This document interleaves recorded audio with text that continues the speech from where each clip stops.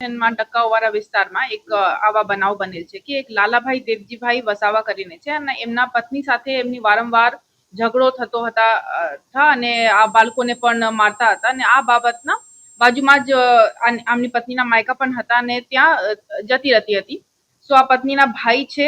સુરેશભાઈ હસમુખભાઈ રાઠોડ, તો એ આ બેનના પતિને સમજાવવા માટે ગયા કે એવી રીતે ના કરો. તો આ વાતની અદાવત રાખીને આ લાલાભાઈએ સુરેશભાઈના ઘરમાં જઈને લોખંડના ટોમી વડે મરંजना જ્યારે સૂતો હતો ત્યારે એમની સર ઉપર ઝટકો મારી ગંભીર ઇજાઓ કરી હત્યા કરેલ છે અને આ બાબતની ગુનાની ફરિયાદ અઠવાલાઈન્સ પોલીસ સ્ટેશનમાં દાખલ કરવામાં આવી છે અને આરોપીને ડિટેન કરી અટક કરવાની પ્રોસેસ અત્યારે ચાલુ છે.